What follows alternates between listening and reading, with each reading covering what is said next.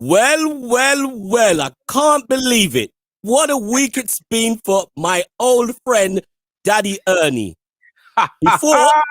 He thought, but let's not talk about what he thought, but what really happened in reality, he lost to Sheffield, the bottom team in the league. And also, to add insult to injury, BT decides to shimmy up his internet.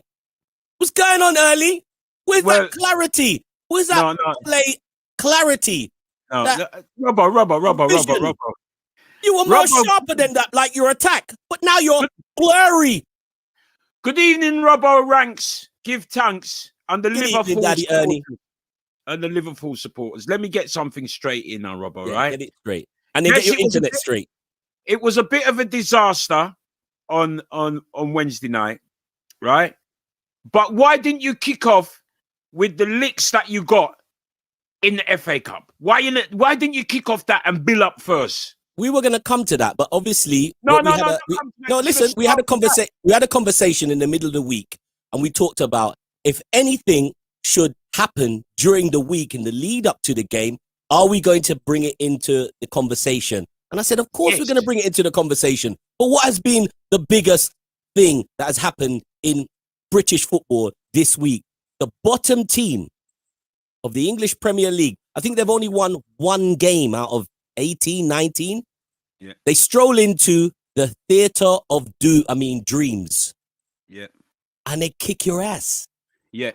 But at the end of the day, Robbo, right, what I'm saying, you should have started with that. They might have strolled into the theatre of dreams, right, and you went down to the Sainsbury's car park yesterday and bust up Spurs, right?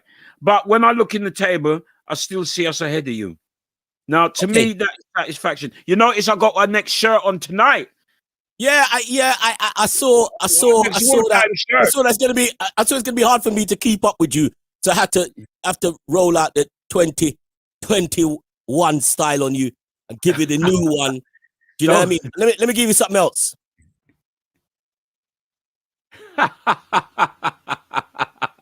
All right. So next week, Ranks, my shirt is coming in, and I'm going to show you what I've got on the back of my shirt. All right.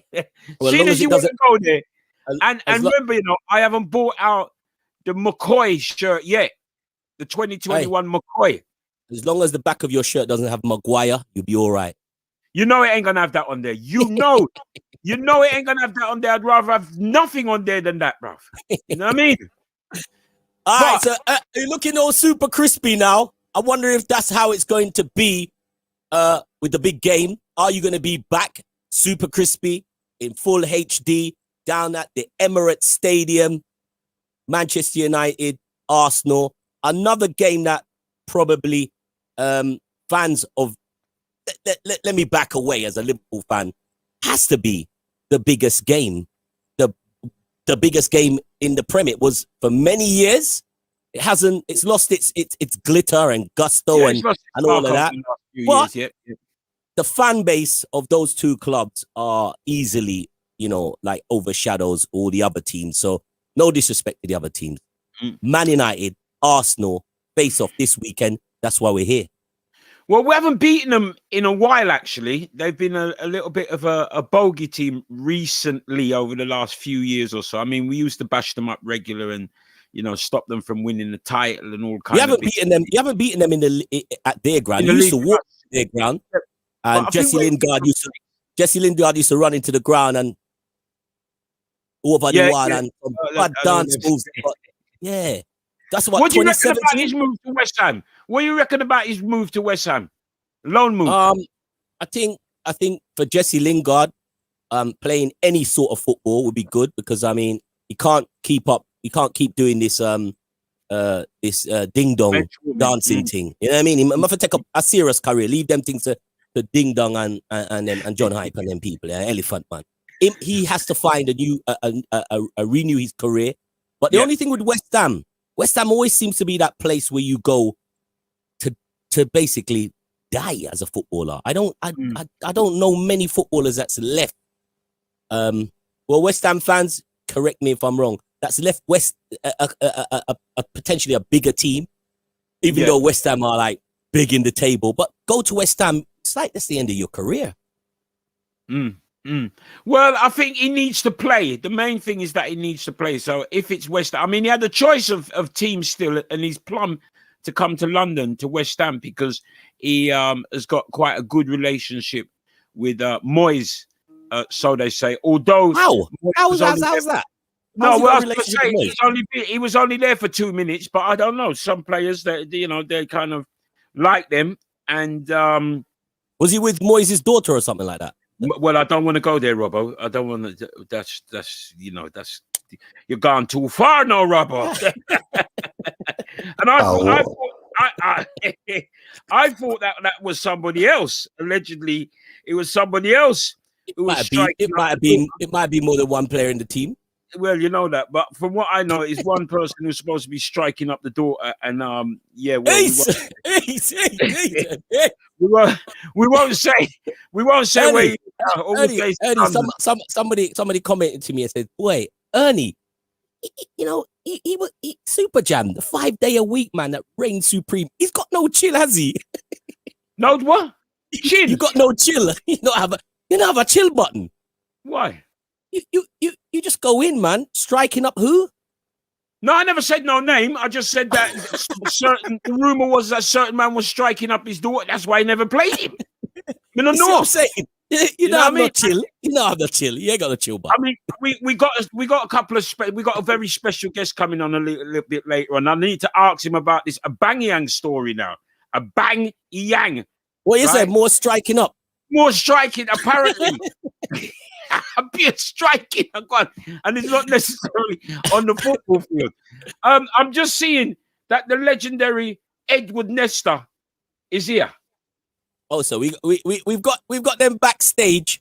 We've got them backstage. Yeah, definitely got them backstage. As you know, we've been letting you know throughout the week. We said we're going to do it with a little bit of seasoning, and obviously, one of our guests is very good at seasoning. He's very good at comedy, like Eddie, but he's actually really good at seasoning. He knows his seasoning. And judging from his social media, he also knows when food is not seasoned.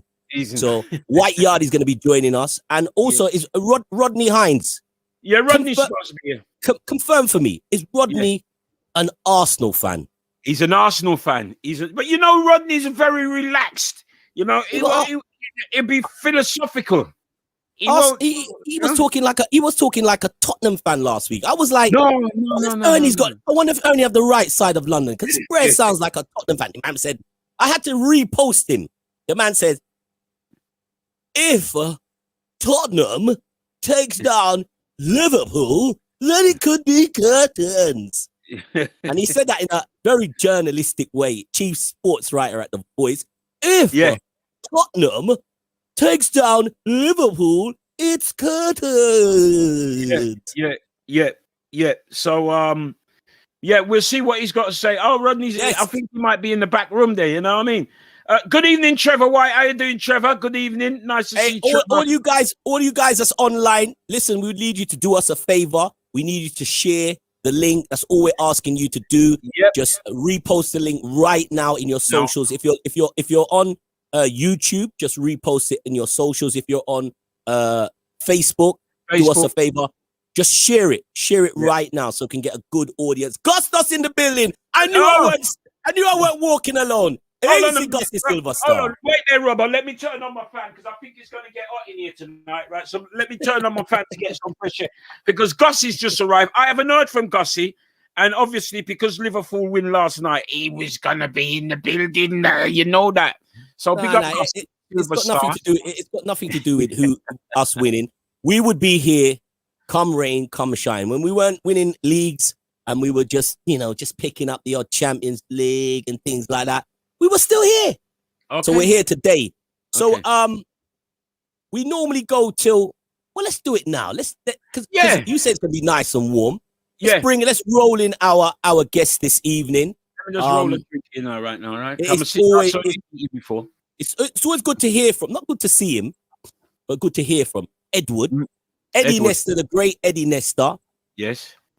Watching him every Sunday. Oh, he's at home. He told me that he was going to be doing it from his car. Apparently, he's got a new Bentley. The Beaver's giving him a rise. He's got a new Bentley. And he said he's going to do it from the back of the car. Where are you? You're in your house. I'm in my house. Is he striking up again? Is he striking as well in the back of the car? Apparently. No, his missus will kill him. She's skipping at the moment, bro. She's doing your skipping rope business. Edward.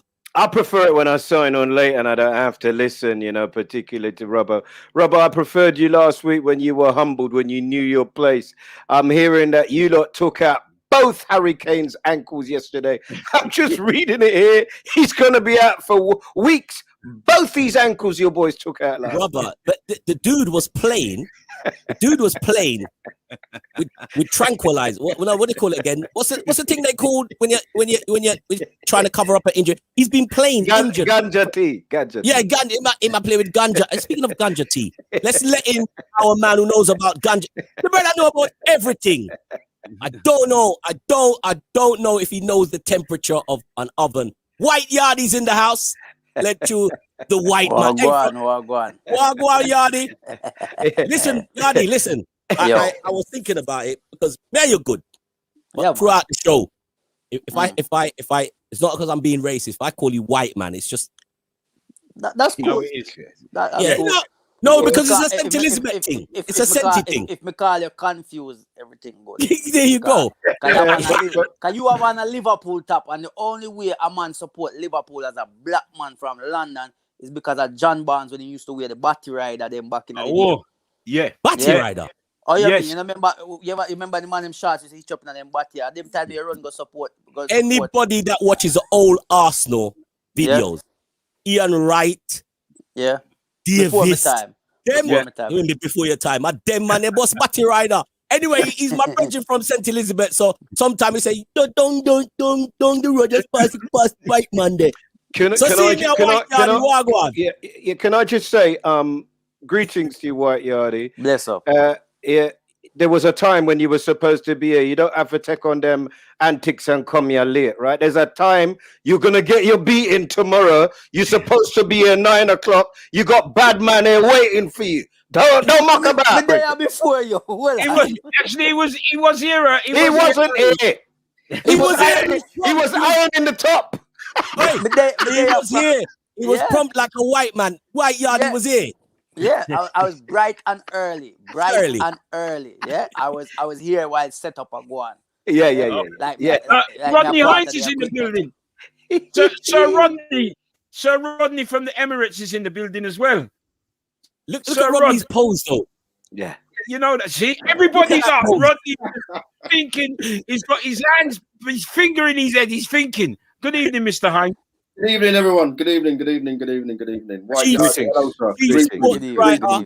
From The Voice, Rodney Hines. Rodney, I was just talking about your it was almost comical. He was nearly as good as Eddie. If Tottenham should take down Liverpool, the table, what are you saying? I thought he was a Tottenham fan. I heard Eddie's response to you, though, because you was a worried man this time last week, He was humble. I liked him like that. He was worried, man. But I'm right as well. Liverpool been hiding from Christmas. Yeah, them man hide from Christmas. Don't make Liverpool fans come talk just through them win last night. Yo, hide from Christmas. You know what? We haven't seen you. You ain't scored no goal in the league from how many games? Yo, no stopping on eyes, man. You know what? One is a poor defending champion. You don't even know if you defend the league. Learn to defend the league. One is a shambles. When West Ham hold up on the weekend, I hope to lose. Anyway, talking about the weekend, blip over. Talking about the weekend, is it blip start? No. Might I just say, White Yardy, I think you're absolutely right. West Ham are the top club in London. Statistics don't lie. No, I'm backing up what you said. West Ham, they look at the tables. West Ham are the top club in London. In the league. Yeah. You're right. Which team you support? What team? How dare you? Don't make me come in this computer and fight you. I don't know which team Eddie support though. You want me to go and get my top? He's only trying to put on a little COVID weight while the top don't fit me no more. But we still don't know which team. I should have bought it in Robbo's size. Cause his one still fits. That's the Judy Grant. Listen, guys, please share what you're watching right now in your socials. So, guys, this weekend, I mean, this is what we find ourselves talking about. We were gearing up for a Liverpool Manchester United, and the thing just gone too far now. But the big game, obviously, this weekend, Arsenal at home to Manchester United, and in all seriousness, this game, the tables is not supposed to lie. But do you guys believe individually the tables are lying? Because could it be that Arsenal are finding their feet and Manchester United are slipping on their feet? No, don't be silly. Don't be silly, Robert. What's wrong with you? We've lost one game to Sheffield United. When Manchester United loses, it's like a tsunami. Everybody, United. When we bust you up last week, certain man was missing. And I want to find out from Rodney or White Yardie the story with Aubameyang. Him mother did ill. Well, that's what I want to know, because I heard something different. Well, personally, I have come under a lot of, not a lot, but there's been a few Aubameyang fans who don't like some of my comments about him when the last whatever games when he had a big dip in form, he hasn't been scoring, and Arteta still carried on playing. And I was saying, I think the man needs to drop to the bench because it looks like he has some personal issues outside of football. I kept saying this from about November time. I was saying this into December. I was saying this, and I was saying that this guy don't look like the player of last year. He don't look like somebody who's talking. He don't look like somebody who is smiling. He doesn't look like he's enjoying playing football. So it cannot be a deeper form. It looks like there's something personal happening. So now this has come out recently, the story at the Southampton game, that he had to leave because of family issues. So my thing is, was this always been a case, and it took a turn for the worse, where it's like, all right, I have to go. No. You know what I mean? And I've been saying it, but people say, you just hate the man. I'm not hating the man. I'm talking facts. You can look on the picture and say, this is not Aubameyang. This is not any. You don't even have to be an Arsenal fan. There's fans of football can look on this player and say, this is something not right with the guy. And, apparently it was his mother was ill. I think he had to fly back to wherever his mother was living. And I think she's all right now. She's recovering and he's back. But obviously he has to he has to pass a COVID test first. And then if so, he might have to even quarantine before he gets back on playing any game. So he'll probably be out for a couple of weeks now. We probably won't see him till probably end of February. Okay. Rod, have you got any update on that, Rod? Yeah, I mean, listen, I think what White Yardie's saying is spot on. Aubameyang normally plays football with a smile on his face. Even in defeat, I've seen him smiling. Do you know what I mean? He's got some character about him. But regular. It's a bit. Thank you for that. Are we going to review last night's game as well, by the way? Are we going to review last night's game? Of course we are. I don't think it's appropriate. Does it have any bearing? Hold on. I think if we're going to look at games, we should preview what's happened in the week, because we've had some crazy results. And not being funny, I don't think we can gloss over Man United losing to arguably the worst team in the Premier League ever. Yeah, we've glossed over that already, Rod. Oh, yeah, okay. Well, let me address it then. Hold on. But let me just go back to what White Yardie was saying. But then we won't address it. As I understand it, Aubameyang is back in the country, but he does have to quarantine. He's not playing tomorrow, from what I gather. Right. But the team have actually done quite well without him, I think, with that victory. So because he ain't been playing for a while, has he? Exactly. Yeah. No, I mean, let's front up. No, facts. That's facts. It's facts. I mean, that's not. You know what I mean? There's a guy with, I think, maybe 5 goals in the Premier League this season. A couple of those were penalties. And in fact, one of those penalties was against Man United on November the 1st. When they beat us 1-0. That's right. Yeah, that's right. So he won't be playing. He won't be playing on Saturday. But I think the team dynamic at Arsenal means to me that Arsenal are going to be really up for that game tomorrow.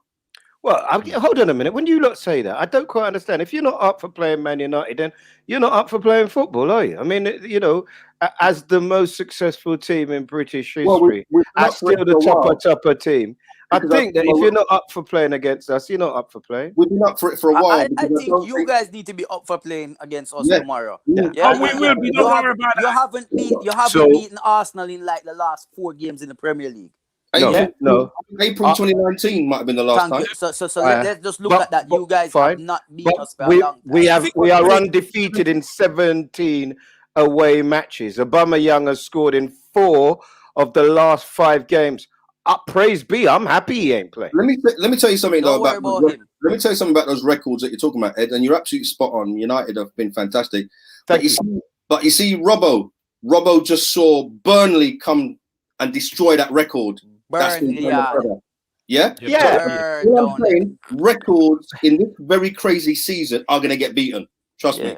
Yeah, they are. But let me just address Sheffield, right? And we might want to address some of the racism in football as well, because it's worrying me what happened certainly with Ibrahimovic, what happened with our boys in Sheffield, and there's another one in West Brom. So there's something creeping back into the game. So we might want to talk about that. First of all, let me apologize for not being able to be here. We should address it, but I don't think, Ed, that it's creeping back. I think it's there, and I think football fans have just got more toxic because they're not now going to games. So man can sit at home on his mobile phone or his tablet and do his worst. Yeah. I accept that. I think that basically one of the things with somebody sent me a tire on a lamppost the other day and said to me, that's what they think about Manchester United. How did that tire get to the top of that lamppost? So how did Manchester United, who aren't playing at the top of their form, get to the top of the Premiership? And I accept that. The team is nowhere near its peak and whatever. What I think happens is when you play Liverpool twice in 3 weeks, I think that you get to a point where, and I think enough people have sent me what Ferdinand said, by tomorrow we're going to be top of the league again.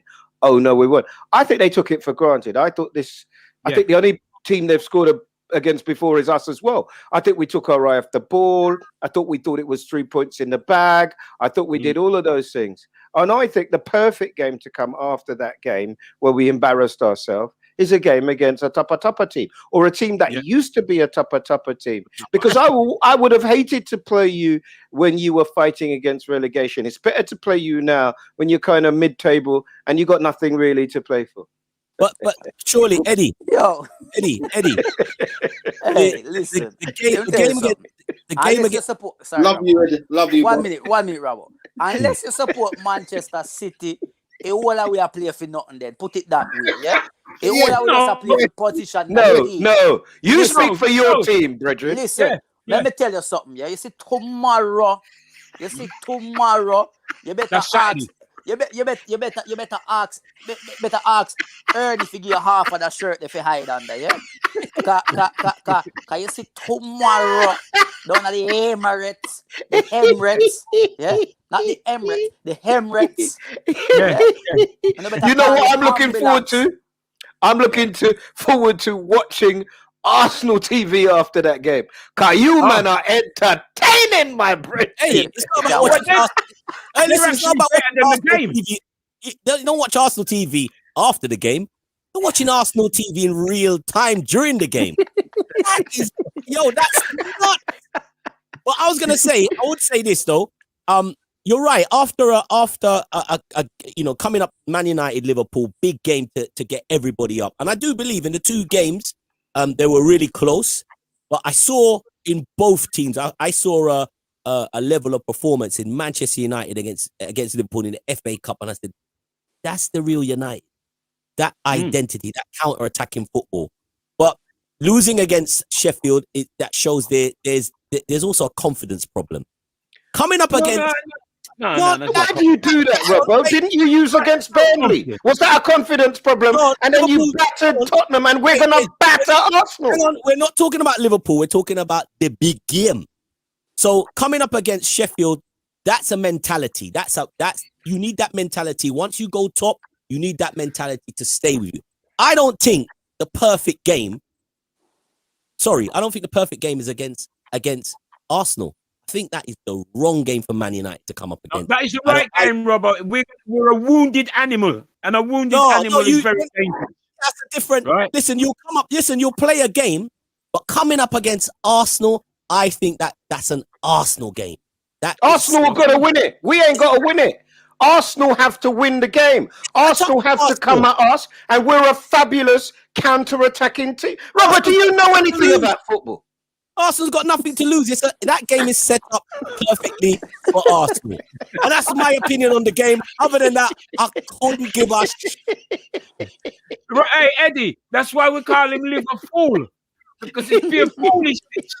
You know what Listen, Can the game Sorry. tomorrow. Listen, obviously the game tomorrow is not like earlier. Ernie was saying it and Robbo is that this game used to be the biggest game that everyone in the Premier League looked forward to. Every football fan was like, this is the game. This is the biggest rival game because it was all about these two teams back in the day. Yes. And obviously over years it's died down with like players leaving, Fergie gone, no Wenger gone. That whole rivalry is kind of died down now. You know what I mean? And I feel like when we have games, I enjoy games like that. I like when knowing say, yo, Roy Keane and Vieira might fight on the pitch today. We can't wait to see that. Fight in the tunnel. Yeah, but like see them something there because it shows the passion and it shows that the two teams are going out there wanting to win this so bad. When you don't have that fire, that's when like you know it's like the rivalry is not there as much no more. So these are all new players. I mean, Man United don't have Man United. Most of their players are new. Arsenal players are mostly new. They're not into that rivalry thing. We don't have that fight that they like. We only have Bellerin, and I hope he don't play. You understand? I hope he don't play. He's the only one that might still have that little rivalry against Man United. But apart from that, and that's I enjoy the rivalry matches. Yeah, this guy need for left, man. Like he needs to. Do you think it's like Gallas? Because the last chant and rant I heard on Arsenal TV was William is playing for the other team. He's never playing for Arsenal. Of course, the man there is the man. Sabotage. Listen, right now, me hear a story that Liverpool. Sorry, listen. Let's get it right. Livar, because them a VAR, I know. So I've said Liverpool, yeah, Liverpool. Them need some centre backs and them want Mustafi from Arsenal. Now, the only way I'm happy with that happening is if he goes there and we are paying him. That's the only way. Because there's no way I am helping them. Them in a crisis with them centre back right now. Them next week they might have money around a centre back. Yeah. No, I heard it's Socrates that we were no man, Socrates is gone. a long time. Not Olympiacos. Olympiacos, yes. Yeah, Olympiacos. Yeah. Yeah, So yeah. Mustafi is available. You can have him, but No thanks. we just want him to do a job for us. No thanks. You've had one of the finest players in the world apparently not be able to get a game.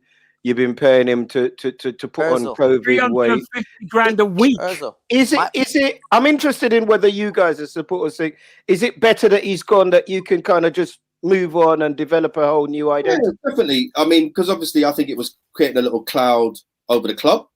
But I mean, listen, it was a bit of a soap opera. But didn't United have that sort of scenario with Alexis Sanchez?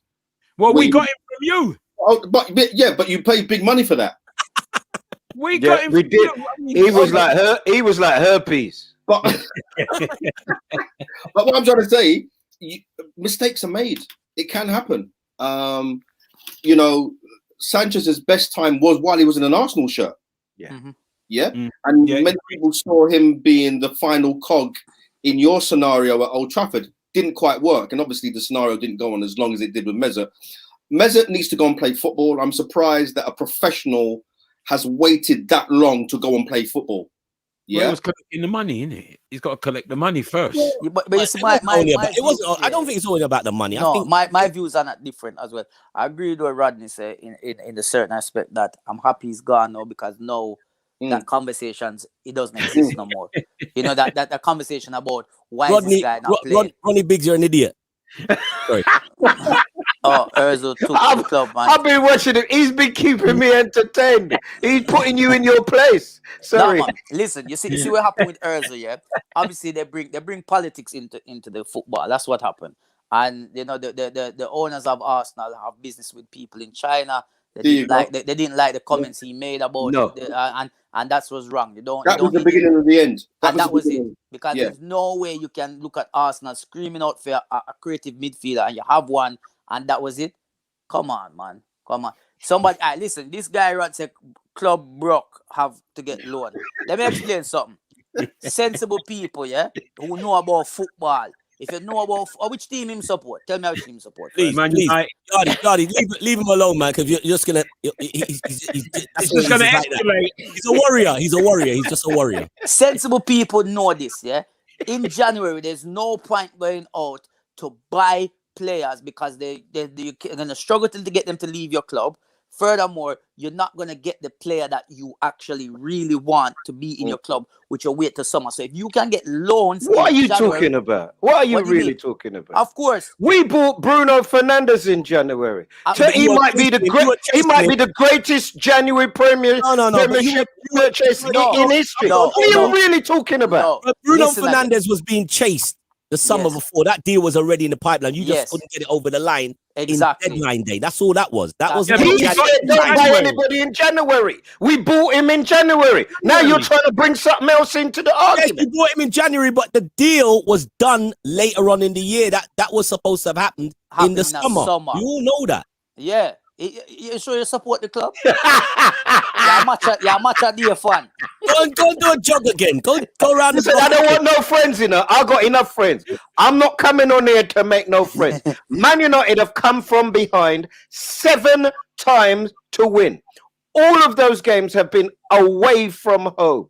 Right? Yeah. Well, I've told you about Banyanan scored in 4 of the last 5 against Man United. Yeah. Rashford is on fire. You see that pass he made against Liverpool? Rodney Hines, you know about football. Did you see that pass? Sheffield put the fire out. Sheffield put the fire out. Sheffield comes sprinkling down. Our Tricky Nick has just informed us Vidic and Everett was also bought in January as well. Listen, so let me explain. We have big clubs. We can buy people. Van Dijk. Yes, listen, Aubameyang was bought in January. Let me, if you want to break it up. But yes, Suarez was bought in January. You're not going to get the players that you actually really want this time of the year, especially with COVID and all these situations right now. If you transfer a player, you're going to have to wait for them quarantine. So right now, a lot of clubs are not doing business like that. If you can get a loan in right now, and then summer you go out and do your business, do you get your business, get your players in, then you have them and do the training with them, you do the preseason, all of that with them. Then you have your squad to move forward into the league. Bringing in a player right now, unless you're gonna get the player that you actually want. Like if you're gonna go out and say you have the money and you can go out and buy out players, like what we did with Partey. Just put on what we did with Partey, just put on the buyout clause money. That's it. Argument done. Then cool. But right now, it's gonna be hard it'll be hard for you to go and pick a player from a team that you actually really want, and that team's probably needing that player right now. So it's easier probably to get a couple loans in, and I don't mind. Like for me, I don't like loan deals because for me, especially when there's no buyout option to buy, I don't like that. Yeah, because it's like being in a club talking to a girl all night and she have a man at home and you buy her drinks all night and then she gone home. That's what it's like. You don't get to keep her. Tell me something. I don't know that. I don't know what you're talking about. Let me ask Rodney. So Yardy doesn't like the loan situation. He doesn't like chatting to a girl, buying her drinks. I know him now. Get the pumps afterward. But you've just bought Martin Odegaard, a woolly pot champion and Hennessy, and she's wavy. Where does this wavy player fit in Arsenal's imaginative forward line? It's a strange one because he actually fits into the role that Emile Smith-Rowe is playing at the moment. And Emile Smith-Rowe, for the last half a dozen games, has arguably been one of our best players and has made things happen, right? However, what Martin Odegaard's transfer does, it just brings a little bit of competition for that place. What I reckon as well, Odegaard can play, I think, a little bit wider than Smith-Rowe does as well. So it's a loan signing, but you got to understand that Arsenal are in this position with Ceballos as well, for example, because the finances just are not the same if you don't have Champions League football. Do you know what I mean? It really, really hurts you. So it's a pity that a club that used to be known as the Bank of England club is in this predicament. But that's what happens what Yardi was talking about, the great days, Vieira versus Keane, that's when Arsenal and United were making money. United, because of their global brand, continue to do that, even though if they don't have the same level of success. But Arsenal have really suffered. Europa League is great only if you win it, because that gets you back into the Champions League. And clearly Arsenal, going to be a struggle to get into the top 4 in the Premier League. But that said, give them a little bit of credit, because you know what? For 7 games, Arsenal were out of the equation. So right now, if they were to get a win against United tomorrow, Arsenal will be on 33 points. And they're actually back in that mix. Same amount of victory as Liverpool as well. Exactly. So it's one of those seasons where I think there's going to be a twist. Yeah. You know what I mean? So in terms of the loan signings, that's where the club is right now. And they just have to handle it. So what you reckon that Arsenal's going to make top 4? No, I said it could be a bit of a struggle. But with all due respect, if West Ham can be there or thereabouts, so can Arsenal. There's still half a season to go, you know, guys. West Ham are there because they've played 8 more games than anybody else, aren't they? 8 more games. Tell me something. We're still on the conversation about January transfers. I know Liverpool's got its problem. I won't go into that right now. Manchester United on Manchester United part. You've just got rid of or look likely to get rid of Lingard. Loan. On loan. Right. Okay. West Ham. So you're losing a player, and last week you were toughing up your mouth about big squad. Edward, big squad, big team, big squad. He's not done it for quite some time. I don't know what it is. It might be off-field activities. You do get the feeling that there's something there. He's been played in the cup games, but he really has not been up to par. And I think we're honest, for a good season or so now, where he was popping up with these goals, where his work ethic was good, when his endeavour was good, it doesn't work. It's almost like they're cutting him out and it's going straight up to the front and he's got no purpose. I think he's a great number 10. I think he needs to play and I think he needs to get the rhythm. He's definitely going to make that West Ham team. And they're really good players that have gone out on loan before and come back to do the business. So I look forward to him getting the opportunity to prove himself. Hey, I don't think he'll come back, though. I don't think he'll come back. I don't think he'll come back. I think that someone like a Mason Greenwood has killed Lingard. Do you know what I mean? Mm-hmm. Yeah. You know, I mean, we haven't younger, fresher, faster, great finisher, apparently. Yeah, I mean, Greenwood, you know, scored a cracking goal, didn't he, in the cup game? Oh yes. Do you know what I mean? Yeah. That move was brilliant. I think all that the move to West Ham. I think the only thing that is really good for Lingard and West Ham is, one, he's going to be playing. 2, if he does well in a team that are doing okay at the moment, it might just add a little bit of transfer value to it because people can then see him playing week in, week out. Do you know what I mean? But I think there might have been a few off-field. But that's what I think. I think, as I said, I know I keep saying this thing, right? And I've said it every time we've done this, is I honestly think that we underestimate. If you think about how COVID has affected your life, White Yardy in terms of performance, Rodney in terms of going to matches, in terms of doing gigs, Robbo, and your birthday party, Ernie. If you think about who it's affected, people on their face, people can't work, mental health challenges, domestic abuse, you can't think that footballers are immune from that, and they're younger, so they might not have the resilience that some of us might have. And I think that's playing out. I think we've got the closest race. The only one of the top 6 that aren't in it probably at the minute are Arsenal.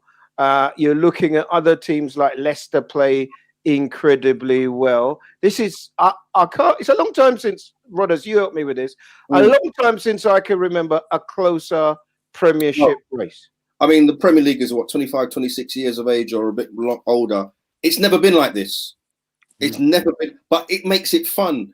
But I tell you what, away from the established teams, I love watching Leicester play. I love watching Aston Villa play, Everton, Southampton. And the fact that we can see all the games on TV every night, you can actually look at things a little bit better now, you know, because traditionally you'd have to go to a game and then you'd report back to somebody else. Whereas now you can see what's happening. Didn't we see, Burnley, who were threatened with relegation not too long ago, have gone to Anfield and won, Mm-hmm. and they've come back against a rampant Aston Villa. I think they're now 9 points off the bottom. There you go. So it just shows you Southampton are in 11th, and they were flying the other day. Mm-hmm. You know, Arsenal couldn't win a game on a Sunday for about 2 months. Yeah. And people want to talk about relegation. So the Leicester argument, I think, is an interesting one. You know what? Because Leicester, if you check the table, they were there or thereabouts this time last year as well. Yeah. And they fell away at the end. Yeah. So if it isn't Man City, who's it going to be? Is it going to be United? You know what? Yeah. Come on. Come on. Why are you not going past the obvious? You see with this? Why are you going past the obvious? Because it's not. Because it's not. If it's obvious, it'll be obvious. But it's not. It's not obvious. It's not. Listen, you wait till the Champions League game them kick back in. That's when the machine warm up. Warm up. That's when the machine broke down. No. Come on. That's when the machine broke. That's why I know White Yard has only been watching football since the other day. Exactly. Come on. Uno been the poorest defending champions I've seen. Yeah, that's poorest. Poorer than Leicester. Poorest. That was a fluke. So first when Chelsea did win and fell off. You know the worst thing here is lucky COVID coming last season. I think that's the problem. That is the problem. On get five. On a manager about 5 substitution and water break. Come on, son. You know what? When Arsenal and Man United win Premier League title, we don't know about water break. We don't know about water. If a man thirsty, man drink him sweat on the pitch. I want to you. Yeah, but you weren't playing games. They weren't playing games. You're not playing games in the same rapido like now. Look at the UEFA Cup, man. What? Look how many games you have to play in the UEFA Cup. When was that happening back in the day? When Henry them used to spin and twist and turn the whole and no player them. Carragher don't even know where him head there when him done spin. That was back in the days. That was back in the days. That was back in the days when you were planting Skellion. But anyway, do you have a player of that quality at the minute, by the way? Pardon? What you were talking about when Terry Henry used to spring us, spring round and beat the whole team. Do you have a single player of Terry Henry's quality now? Yes, we do. Who? We do. Pepe. Saka. Watch Saka, yeah? Go and watch Saka. Saka's a good player. Go and watch Saka, yeah? See the star boy Saka is a bro. The last time I saw a player of Saka's age do the business, and he came through, and it's still coming through, and still doing the business is Raheem Sterling. Saka's it's early days for Saka, but I'm like Yardi, I rate him, but I'd love to see him come through because he's a local boy from my end, so I'd love to see him come through. But he will, man. He's doing the bits, man. Sterling to me, and before Sterling, when I say, well, let's not talk about. I was going to say Rooney, but since I'm keeping it, you know what I mean? No, don't worry about Rooney because Rodney knows me and Rooney already. Big up Karen. Karen Williams is a staunch Liverpool supporter. I'll let you know, Rodney, as well. She's got only a Liverpool shirt and foolishness. Well, I'm just saying this. I'm supporting Arsenal for this game. I think Arsenal will be doing us a favour, and I think they win. So what we normally do, wait. I know people want to talk about. I know a lot of people in the background want to talk about the Liverpool-Tottenham game, but I'd like to get your teams because Eddie seems to have all this talk, and that's him to name the teams. I've watched back the tapes, Eddie. You can't even name your first 11. You're calling the brilliant thing about you. Play for your club anymore. Name your team. Thing about you is that intellectually, psychologically, emotionally, you can't have any effect on me. I'm trying. I told Ernie I've got to go, and if you see, I'm watching my wife now, trying to hear her with Quincy. So I'm only half with you. So yes, De Gea will be in goal, and Rashford will score. How about that? No. Name the team, because every week you're skipping. You're skipping your fullbacks. You're skipping your mid. The only thing you got right, you said Fred and He's going to McTominay. play the same team as he played last week against Liverpool. He ain't going to make no mistake this week. At least what, in the Premiership or in the Cup game? In the Premiership, the team that he played in the Premiership last week against Liverpool. With the is Lindelof injured? I don't know. Rodgers don't like the Wi-Fi injured. The Wi-Fi's got the same problem as Kane. White Yardy, I'm not sure Rodney, about that shirt Rodney, he's on. That's Rodney, it's gonna be like these two Man United fans. They can't name their teams. This is the third week on a bounce. We've named our team every week. We've named our. Not only have we named our team, we've won. We beat your team. Name the so team. you need to relax a little bit. We need to talk about the big game. Name the team, possible team that goes out this Saturday. Big game, big evening game. All right. Arsenal, Man United. Let's name the team. All right. Hold it. Right. Okay. I can take this out now. Right.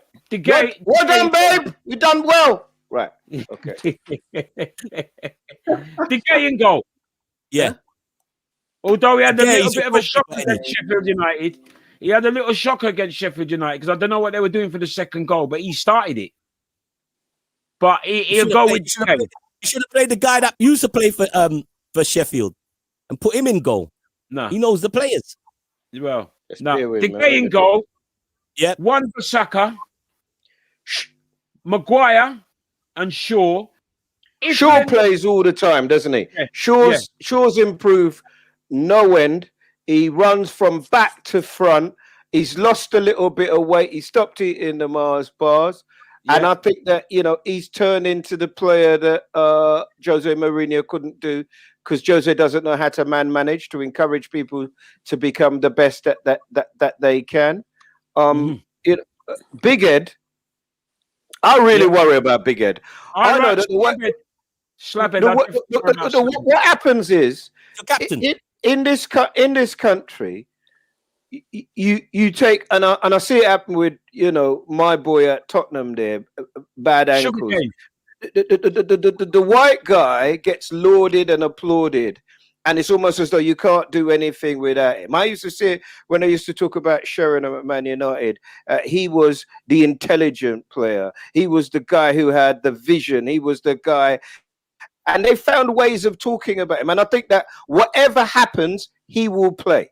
Because just the way it works around here, and they paid a lot of money for him, and we're not like Arsenal. We're not paying that money for people. And that's 80 million for your fridge. That kind of sounds similar. That we paid a lot of money for this white guy, and he ain't come up with nothing yet. 80 million for the fridge. 80 million. He's got vision, Yardy. He's got vision. He's got a big head. That head name supposed to can't see everything. All right, put him head in a goal, no goal will score. Titanic. Finish your team. We like Bailly, but I think you're right. Wan-Bissaka just gives a more. He's got speed. I think they're going to come at us. The thing about it is, they're a counter-attacking team, but Arsenal have to come at us. They have to press us, and that leaves them open to me, right? Okay, right. So we got back now. Midfield is difficult, if I'm honest with you. Oh, no, I want defender not play with. We've named all of them. No, what are you talking about? You name Shaw, Wan-Bissaka, and the fridge. That's it. Yeah, and Lindelof, if he's fit. If he's fit. So if he's not fit, then you have an empty space. You not feel nobody else. We want him. You asked us to name the team, right? So we're naming the team. Let's get three defenders against you lot anyway. Go on, man. Go on. It might be that, straight across the back. Name the midfield. Take control of the midfield. He has that as an option against you guys. You're not as strong as you used to be when Banyanan and Lacazette were playing together. That was when they were playing, they were forced. I thought, wow, this could be the most exciting forward line in the Premiership. For me, I love watching the midfield. What's the matter with this brother there? You're skipping this week. Name that midfield. No, because you asked me, and now I'm telling you at my pace, you're getting vexed. I like Bailly every single week. Plays for Arsenal. We will get the Arsenal team. We want the Man United team. Come on. We have to play. You won't know this, right, Kai? You don't know nothing. You think of the people that are playing against you, and you set up against the team that's coming to you. Do you understand what I mean? So as the team that's playing away from home, with the response to what happened against Sheffield, 17 games away from home, undefeated, with the weapon that is Rashford, we have to tee it up. All right, let's go to midfield now. I hope Bailly plays. I always hope Mr. Bailey plays, right? Yeah. I think he likes playing. Apparently he's playing. Apparently Bailey's playing. I think he likes Fred, and I don't know. You see that? Sorry, coach. You see that picture I just put up? If him play tomorrow, that picture they gonna have after. Yeah, all right. Yeah. Yeah, all right. Yeah, all right. I think he likes Fred. Have you noticed that, Ernie? Yes, yeah, I think he likes Fred. Fred is a lot of energy still, you know. We could do it a couple of goals with him, but he does do I think he does quite. Who do you play with him? Huh? Who do you play with him? It's got to be McTominay.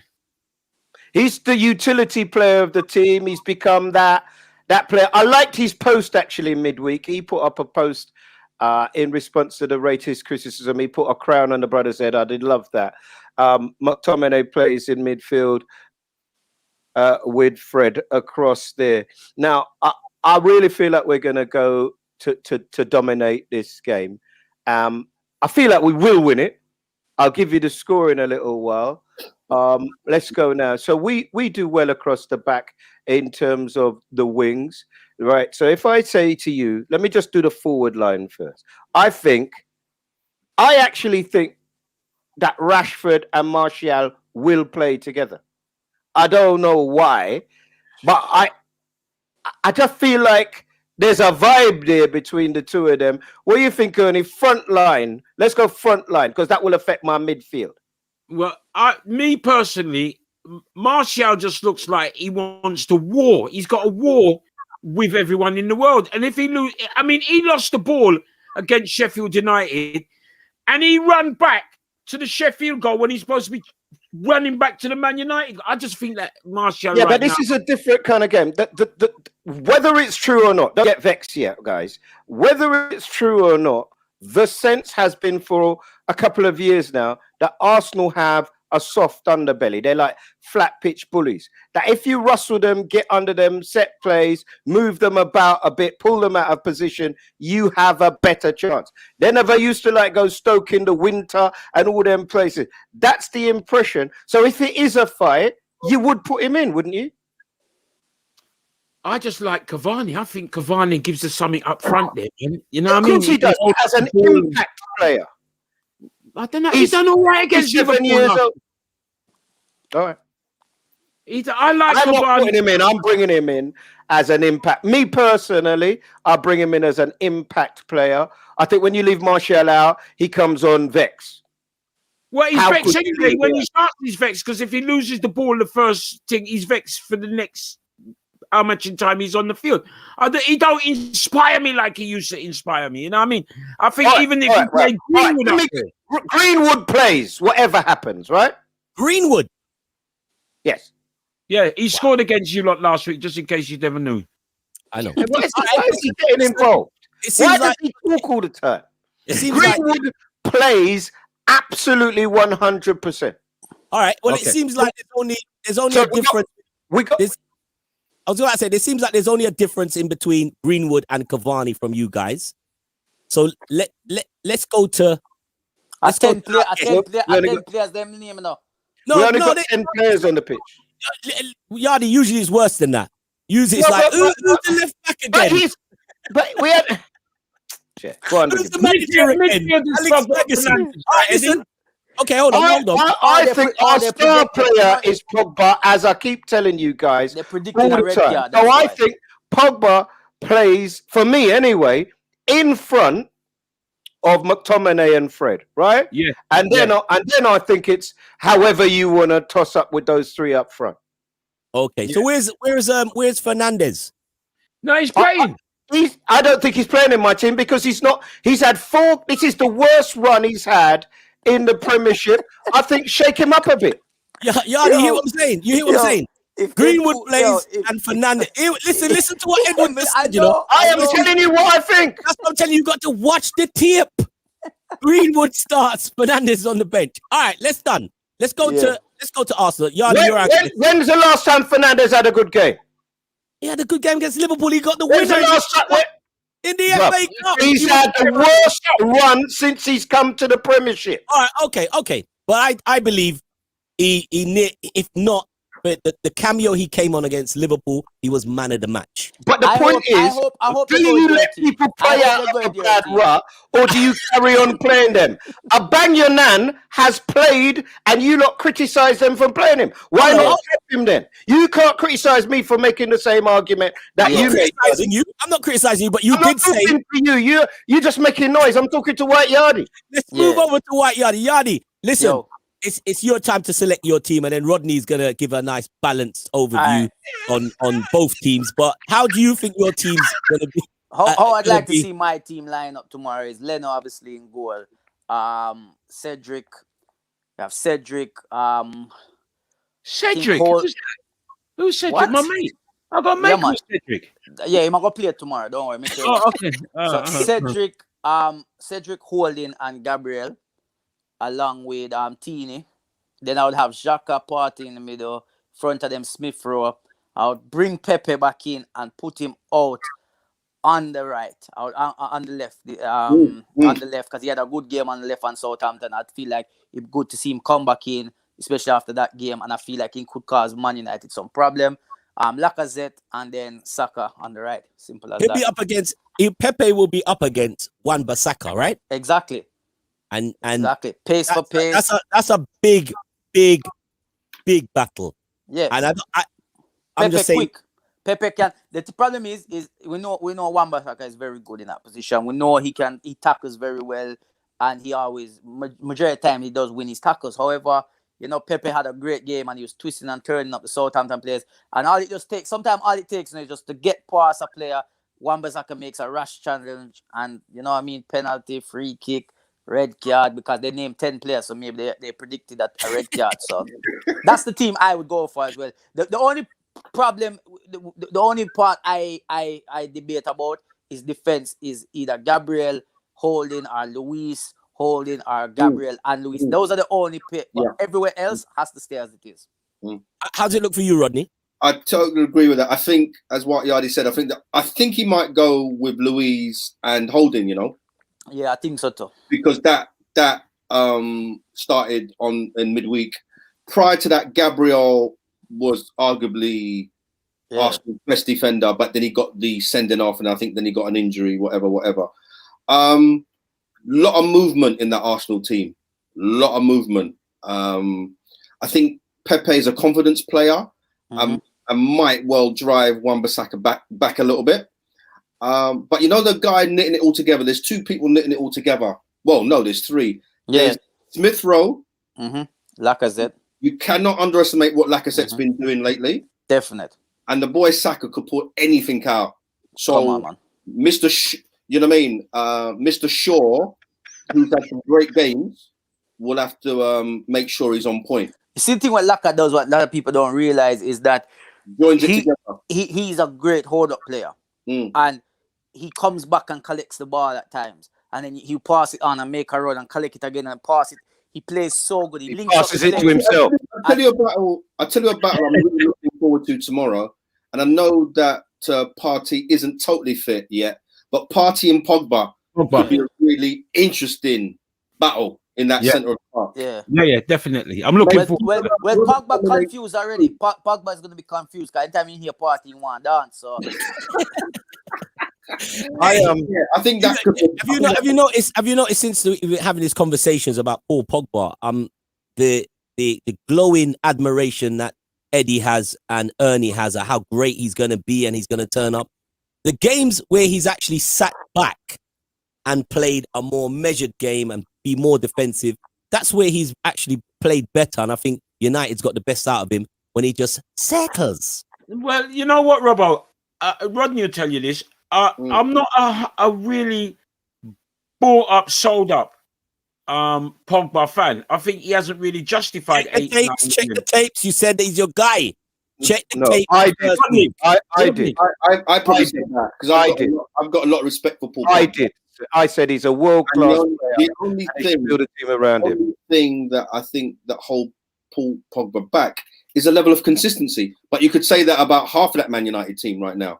That's why Fernandes has got so much prop since January, because most games he performs.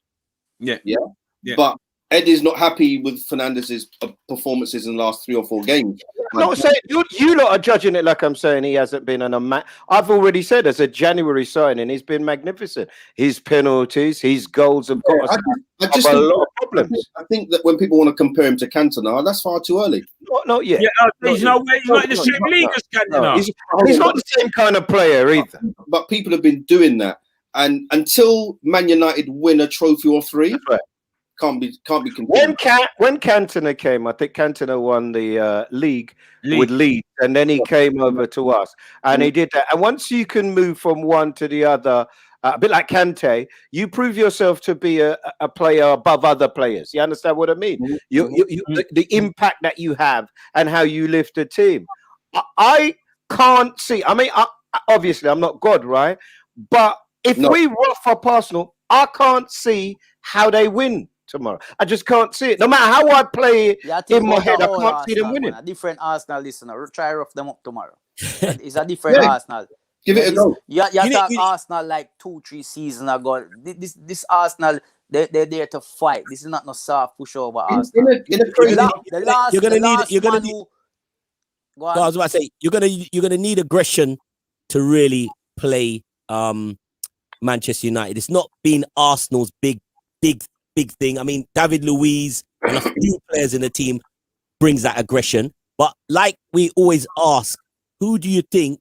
I think only Edwards got it right once. Who do you think will be that star player, that turn player for Arsenal, and who do you think that is going to be that star turn player in this type of game for Manchester United? Rodney, I think Lacazette will score for Arsenal tomorrow, and I think he'll also knit the play together. And I think it's great that Arsenal, just in recent times after the bad run, are actually winning games without Aubameyang. I think that's a real positive, right? And while we can't expect the young players to see it over the line necessarily, I think Thomas Partey could be interesting tomorrow as well. For United, I'm gonna have to say Rashford, because I know there's a little bit of an injury taking place there, but he was on fire last week in that cup game. He was absolutely on fire. So if he's fit and healthy, and don't forget, these guys are playing 2-3 games a week now. Yeah, there's very little time for proper training.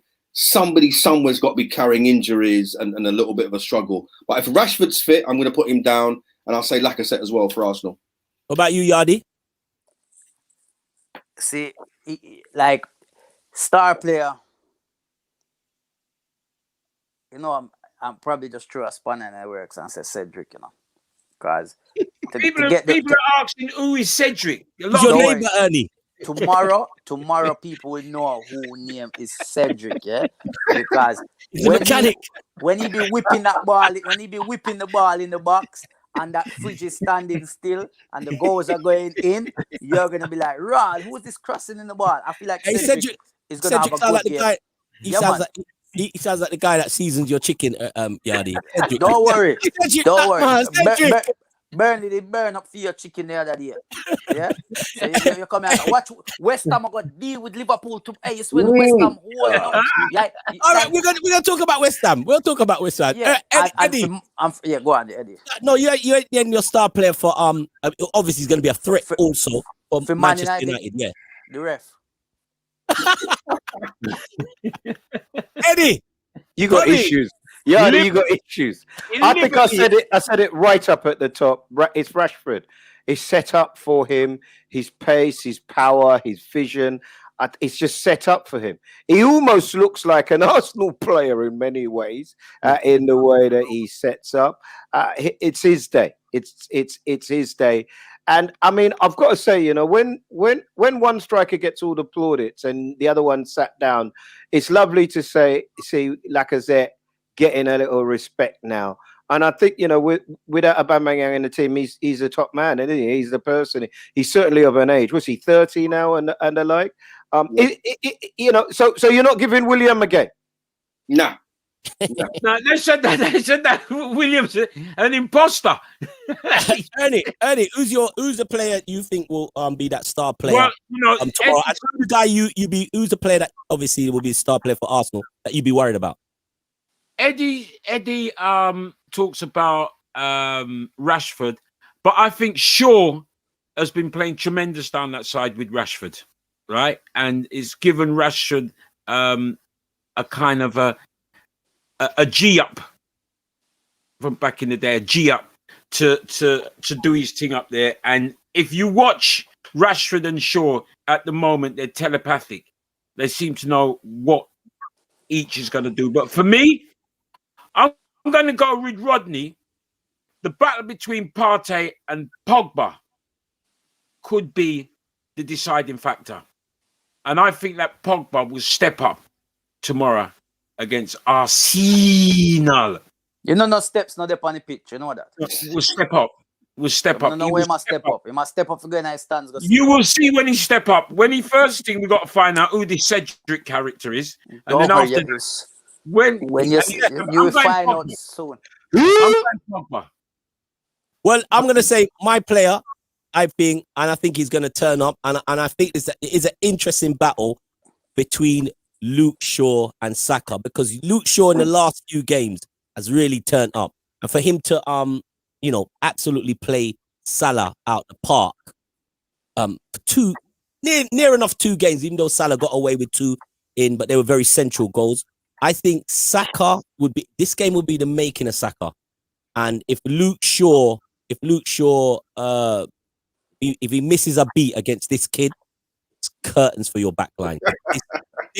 That kid he's the next, I wouldn't say the next Sterling, he's the next Saka, but that is the next developing footballer. I think he will go all the way. And for Man United, I've got this strong feeling. If Anthony Martial plays against your Arsenal's Frenchy side, Cedric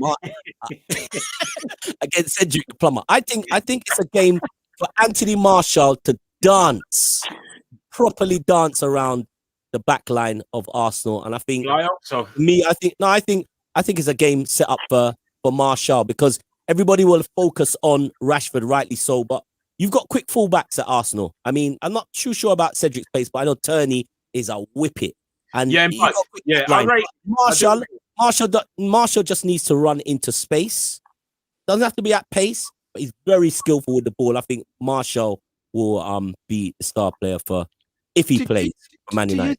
Do you think I'm wrong, guys, that it will be Arsenal to come on and their challenge is going to be to deal with the counter-attack of Manchester United? Because it seems so obvious to me. Maybe I got it wrong. No, I mean, you're right. I mean, listen, I think a couple of seasons ago, David De Gea made like 15, 20 saves at Emirates one time, right? Mm-hmm. And we got down on the counter-attack. Mm-hmm. Arsenal are not going to park the bus. Yeah? No, they don't play like that. They don't play like that. I think you will come in on a counter-attacking level, United. But you're playing against... why I think this game is so fascinating, you're playing an Arsenal team with a bit more confidence than they had 6 weeks ago. Yeah? And we're wounded.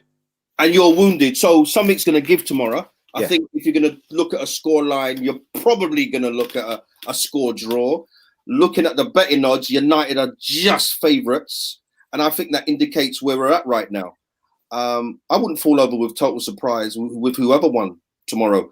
I think if on the back of losing to Sheffield United, if United lose again tomorrow, that's a problem. Yeah. And I think if Arsenal take all 3 points tomorrow, they are right back in the mix for a Champions League spot. Richard Smith, you know you're going to be joining us soon, because we need a Man City fan, and we can't find any anywhere. The comments in this group are fantastic. Tricky Nicky said that. I'm reading them. They're making me laugh. No, there's some good comments. Tricky Nicky said that Martial is too inconsistent. Yes, Richard Smith. What did Richard Smith say? Pick back to his comment there.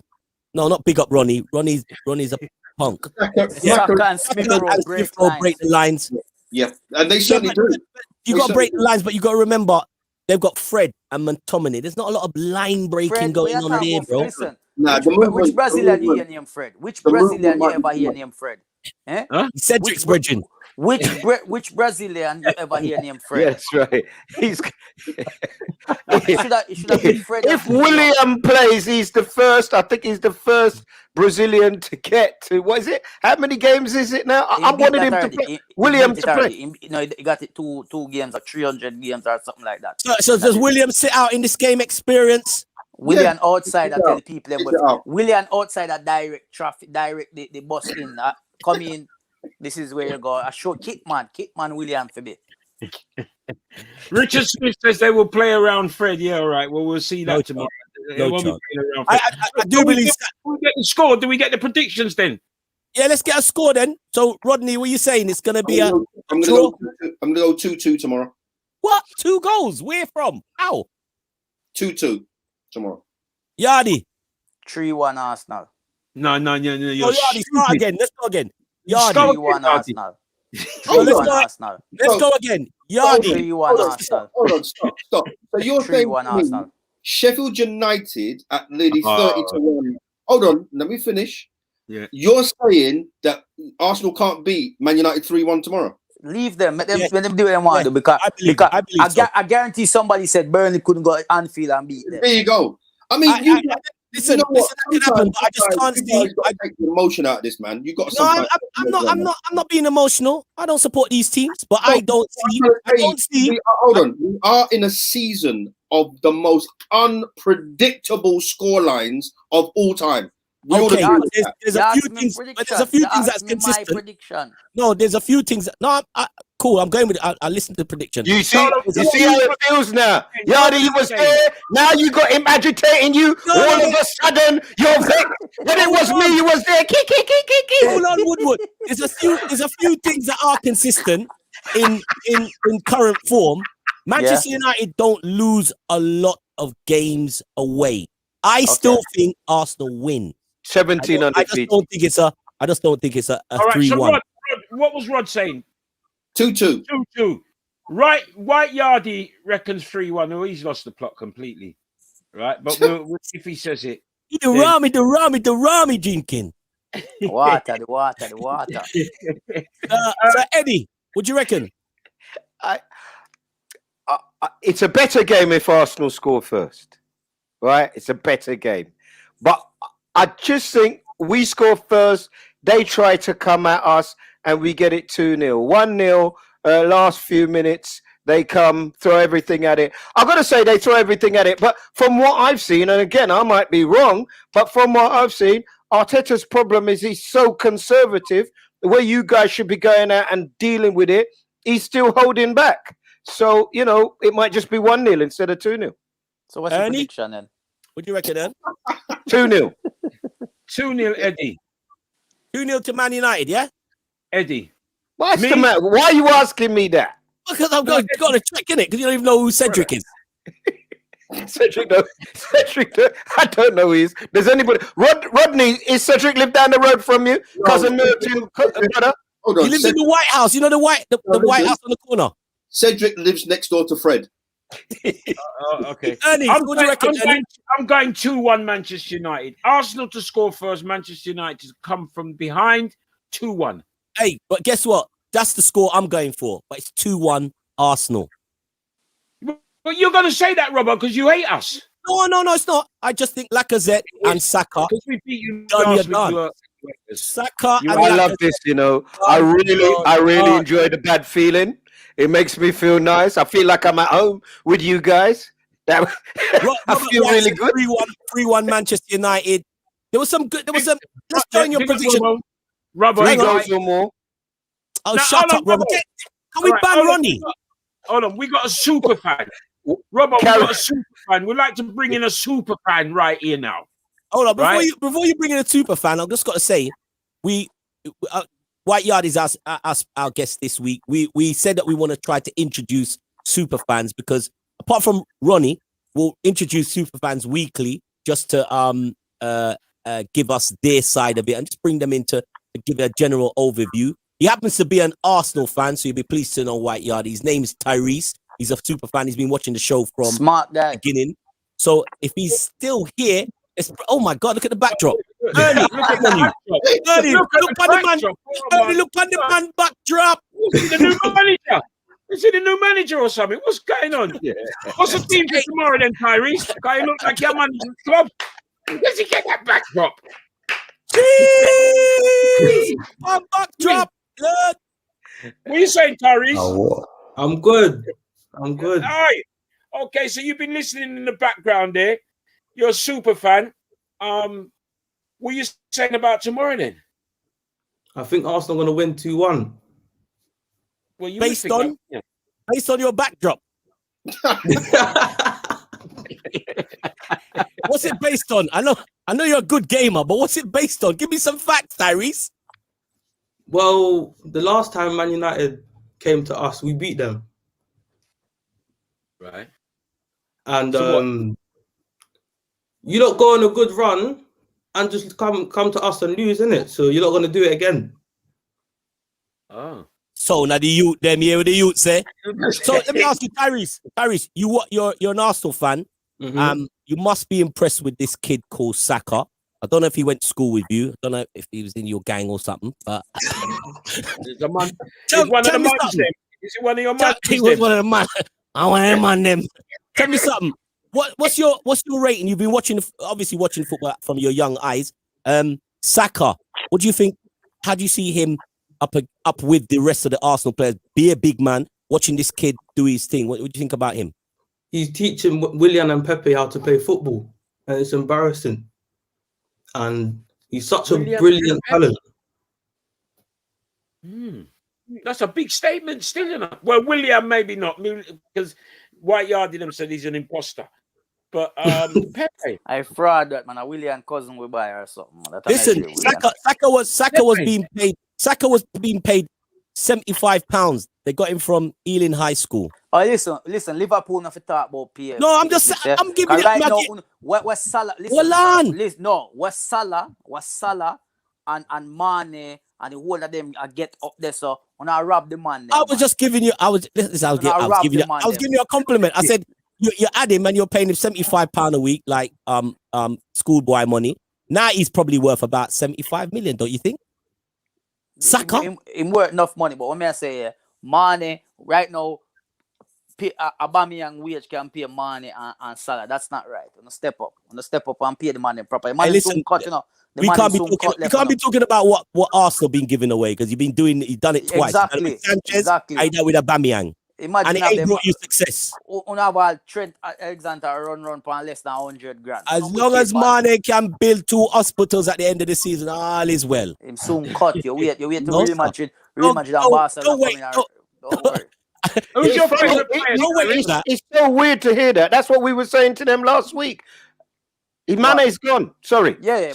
Listen, Mane and Salah partnership is not what it used to be because Salah is a greedy baller. He don't like to pass the ball, and I believe that does cost you some games because Salah is sometimes in a good place. All he has to do is pass it across to Mane to score, and he's so greedy it's all about himself and the golden boot that he don't want to share it. He just wants to win it. That he forgets about the team, and I feel like Mane gets frustrated with that, and it's been told over and over. We've seen it in matches before, so it's a matter of time before he will probably he looks like the one that will probably just say, "I'm gone." But you guys have been saying this for the last 3 seasons. That's the same Salah from when he came into the club. It's been the same. Mane was at the club before. Salah comes into the club. Salah and main road, yeah, man. So we say after 4 years he's gonna get tired and say, man now pass me the ball, but God, Real Madrid. Especially when you realize this season it not look like last season and the season before that. So you stay there. Anyway, can Arsenal win anything, Superfan, this year? Do you think they can win anything at all? With the way how Arsenal's going on at the moment, I'm not too sure, but I really want to win the Europa League. Yeah, it'll be a good. It's good to win that. It's a kind of platform to do other things. But you know, I see Arsenal getting top 4. What do you reckon the score's going to be? A group of talented individuals. What do you reckon the score's going to be, Tyrese? 2-1 Arsenal. 2-1 Arsenal. So listen, people, if you want to join in the show like Tyrese, but you don't have to have the backdrop. You can have a backdrop like Eddie. You You know what I mean? You just try a thing. You know, like a try a thing. Look, You know, what I why mean? could try a thing something. You don't have to go so hard like Tyrese. Tyrese, thanks for coming on, bro. Thank you. Keep watching the show and sharing the My love. Yeah? deepest commiseration, bruv. You look like a really nice youth, you know, and I wish you the best in your life. But my deepest commiserations for tomorrow. See you later, my brother. Right then, see ya. Yes, sir. Nice one. So listen, we're running out of time, and we do want to touch on this subject, right? Of racism in football. We want to touch on that. Start with Yardi. Why, Yardi? Why? Why what? Why the racism football? Brother, you know it's been around. It's not just football, but you know, with football, it's been a thing over years of from like the hooligan stages and stuff like that. And the problem is that player. I think it sounds bad, but I made that speech about Millwall, right? When they didn't do they have now scrapped their knee and they're not doing it no more.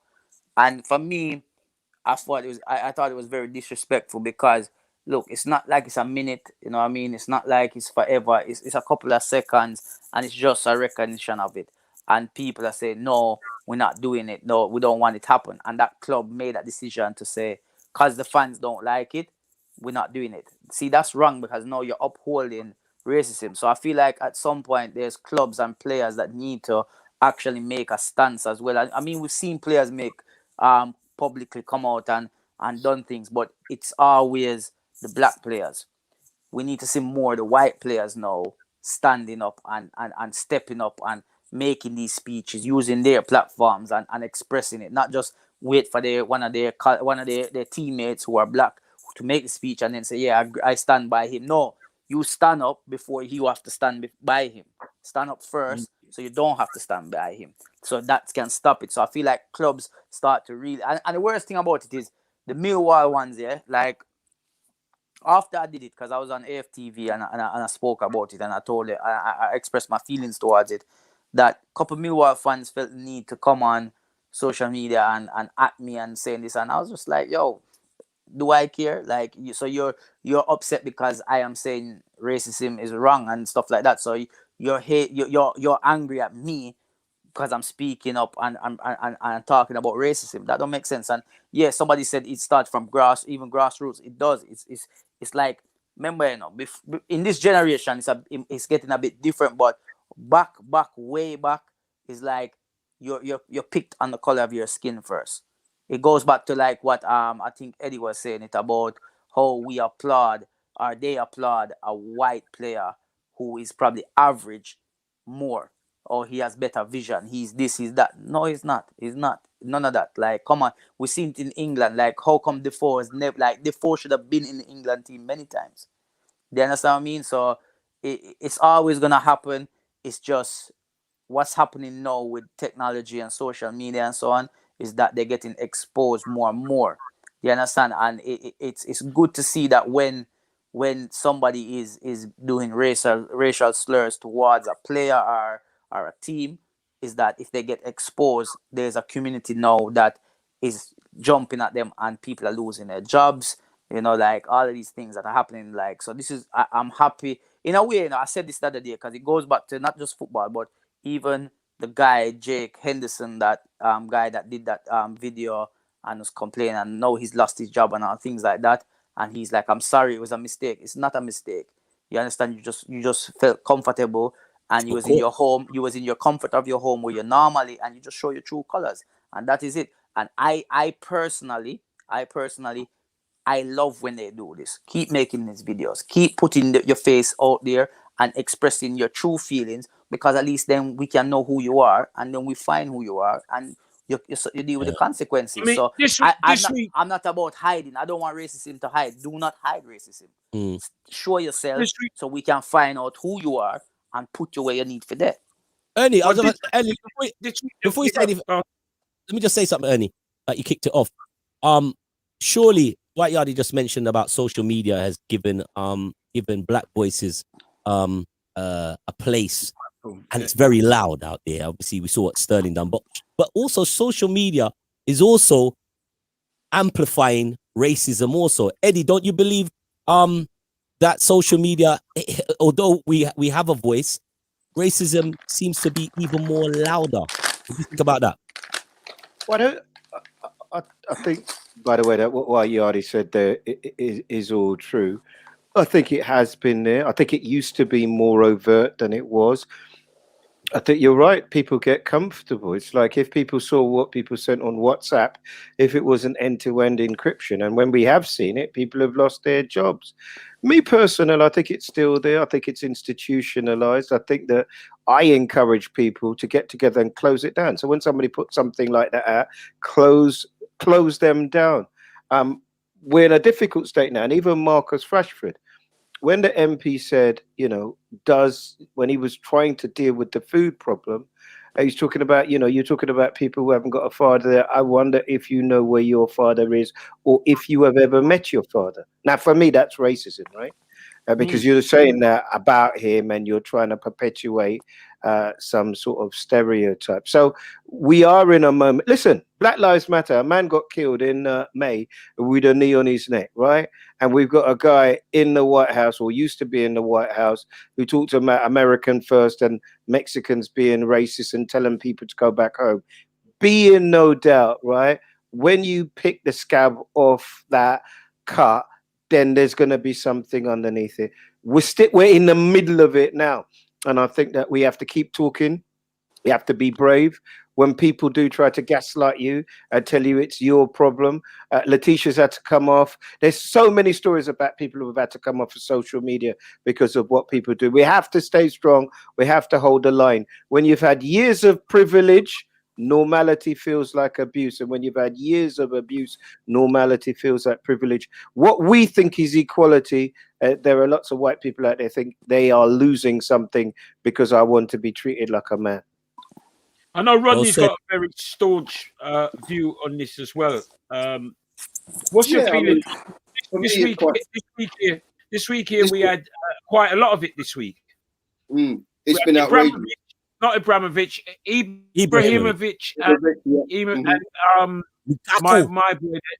Lukaku. And who? Lukaku. Oh, Lukaku. Okay, Lukaku. And then we had Manchester United. We had Tanembe, or whatever, I can't even pronounce his name properly. Right? Trenzebe and the boy Romain Sawyers at West Brom. What happened to the West Brom one? I didn't catch that one. What happened there? Yeah, he had in some people's view, a very social media. Yeah. When Man City bruised West Brom 5-0 during the week, right?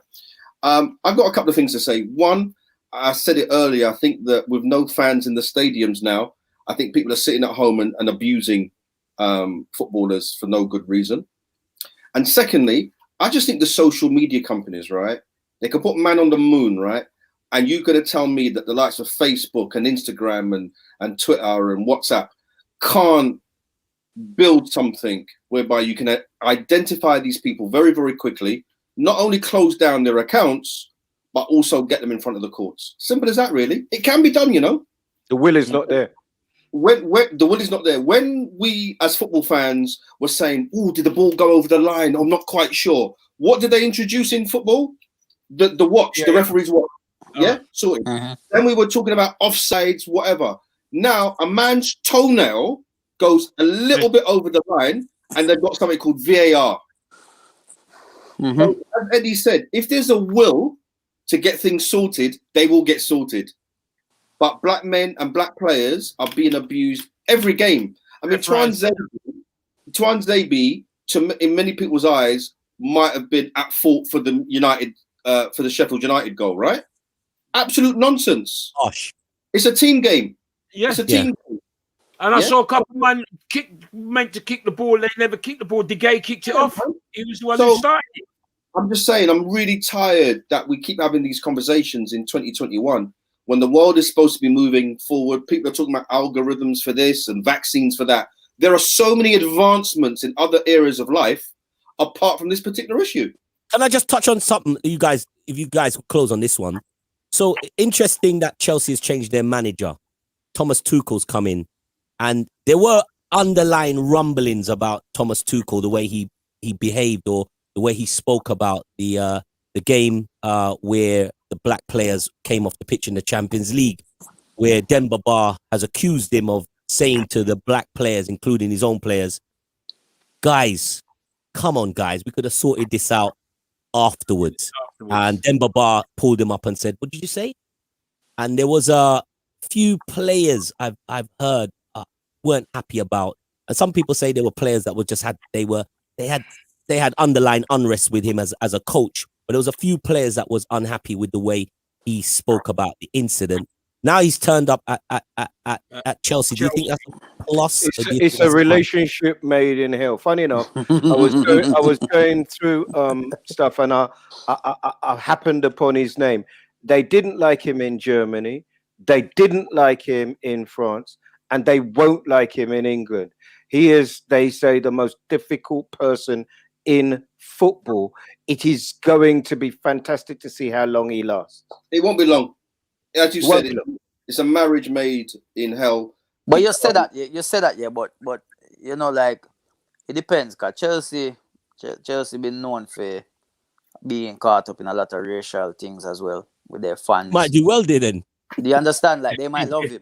Like they might bring John Terry back as his number two. Yeah, they might. That exactly. That's what I'm saying. But that isn't what it's about. It's about getting players on. So you can have whatever racial view you want in that respect, but you still got to get that squad on side. Yeah. And Chelsea have shown you they change about every 18 months. Frank had a good run. Yeah. We said he was underqualified to run one of the biggest and most successful teams. He has got an opportunity. Which black player would have got an opportunity just finish playing and get that kind of chance? There? He did incredibly well to last 18 months. He did well last season. When they give him the money, he messed up. Frank Lampard will be back in work, probably in the Premier League or high championship, before many of the black coaches that are unemployed right now. Hasselbank is back in football, right? He's a manager back at Burton. At Burton, he's gone back to Burton, where he done really well at Burton. There's no resource at Burton. It was the same for Sol Campbell. Every black man that does get a job, no resources. You now have Wayne Rooney. Steven Gerrard will be the next Liverpool manager. You know that. No thanks. No thanks. So he would have had 2 jobs in management, one at Rangers and one at Liverpool. Yeah. Well, just for the record, I'm not saying. Just for the record, one to Chris Hughton as well. He was doing well at Brighton, and then we want to get Chris Hughton around, right? Not in Forest now. Just for the record, I'm not saying Brighton's in the Premier League. I'm not saying that. Just for the record, I'm not saying Thomas Tuchel is a racist. So I'm just saying there's been that conversation being pointed at him by another player. So I'm. Just for that record. He looks a bit strange in that picture there, isn't it, Rob? Yeah, he does. He does. Could that be the reason why? Could that be the reason why they got rid of him as well from PSG? You think? Well, that's what. Well, they say he does. He's very toxic. He's very blunt. But as I said, the situation was very delicate. What was the game against Rodney? It was PSG versus. It was Was it a Greek side? Yeah, it was the one Turkish side. No, it was Turkish. Yeah. And it was the players came off, and then he kind of said, "Guys, what's all that about?" And that's overheard it. That's been the problem with football for too long. They want to focus on the football as opposed to the issues at hand. The game has always got to take place. Let me tell you something. We've been previewing Arsenal Man United for the last hour and a half. If we had an incident in that game, and the players decided to walk off, Arsenal Man United, Super Sunday, do you know how quickly the authorities would deal with stuff? Oh, yeah, definitely. It would affect the income globally that football brings into the country. It would be a terrible advert for football worldwide. Absolutely. Amazing. That is almost the landmark game that if anything went wrong and the players decided to leave the field, trust me, that would cost numbers in terms of finance.